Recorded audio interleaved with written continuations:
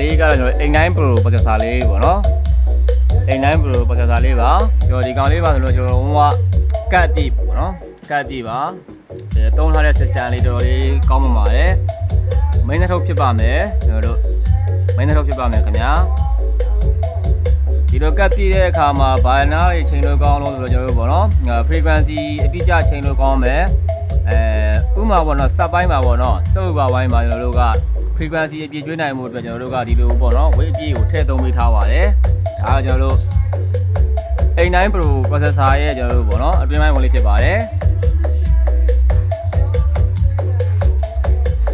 ဒီမှာဆိုလို့ရှိရင်ကျွန်တော်တို့ဒီမှာ microkin AV850 လေးကျွန်တော်ဒီကောင်လေးဆိုကျွန်တော်အပေါ်215မောင်းပြီးသုံးပေးထားပါတယ်အောက်ကကောင်တော့ကျွန်တော်118သုံးပေးထားပါတယ်ပေါ့နော်လုံးဝ frequency အမှန်ကန်သုံးလို့ရတဲ့မျိုးစားလေးပါဒါလေးကကျွန်တော် A9 Pro processor ပေါ့နော်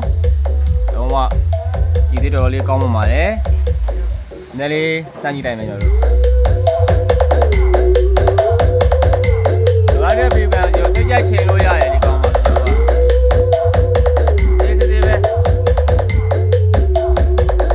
ဒါလေးက AV850 လေးကနှလုံးပေးရမှာပေါ့နော်ကျွန်တော်စမ်းသပ်ထားပါတယ်အဲ့ဒါလေးနော်